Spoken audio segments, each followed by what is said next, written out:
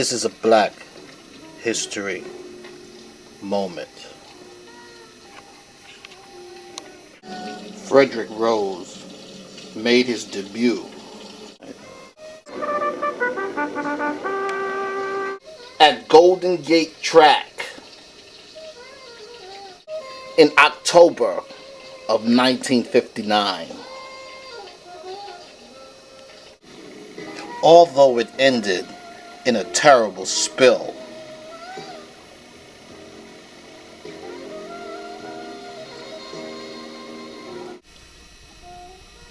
although Freddie Rose lost his life that day, he did make his debut, being the first Negro to ride on a major league track in the modern era. So this is a Black history moment.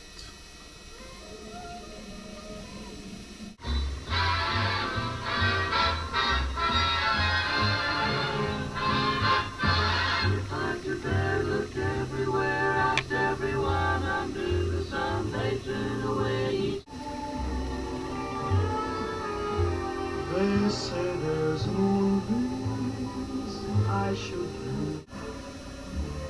picture the same sweet loveliness. Think what a year can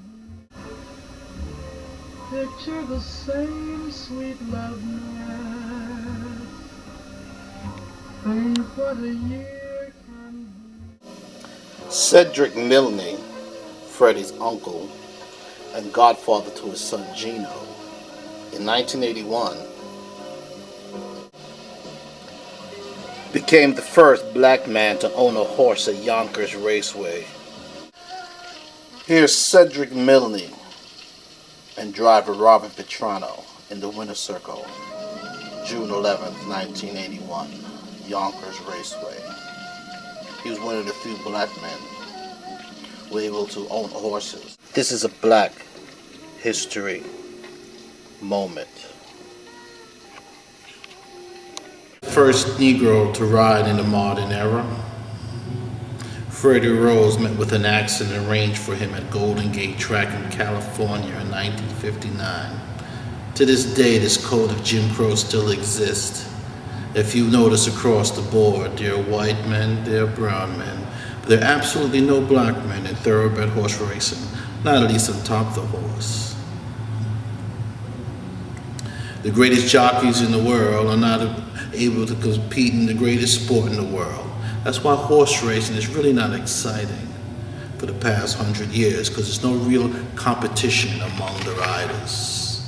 Imagine golf without Tiger Woods or boxing without Muhammad Ali. What is left is mediocre, a false argument about who's best when the best cannot compete. In thoroughbred horse racing, you have great animals, Man of War, Seabiscuit, Secretariat, but there are no great jockeys, because the greatest jockeys in the world are not allowed to compete.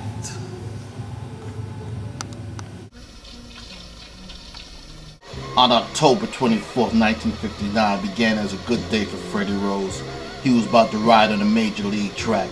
It was 1959, 4 years before the Civil Rights Movement, and this was a major accomplishment for a Negro in America. There were signs hanging in the places that read, "Nigger, read and run." This was the prevailing wind of the time.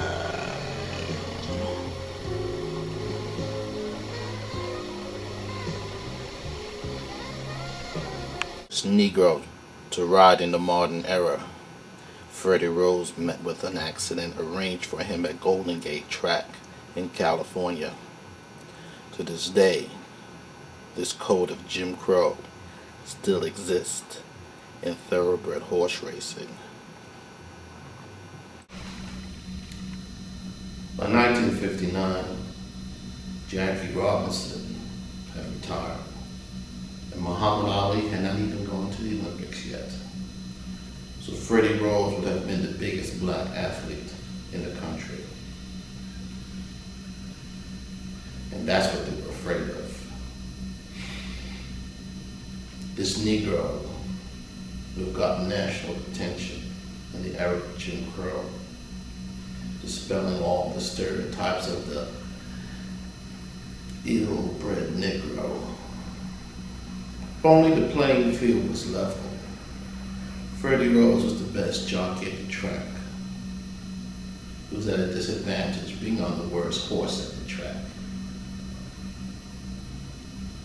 That horse had thrown 2 other riders.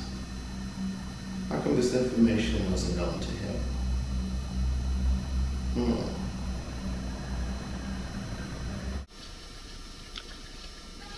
After the accident, the widow of Freddie Rose asked for the saddle and whip, but mysteriously it disappeared.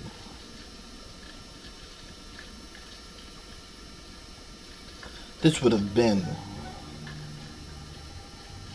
the one forensic evidence of foul play. The widow's contention is that someone tampered with his saddle. I believe it was sabotage. The only piece of equipment recovered was the whip. Ironically, High Gain was the same horse from which jockey Peter Tricino fell and was critically hurt in Sacramento State Fair. Tricino remained in a coma for 29 days.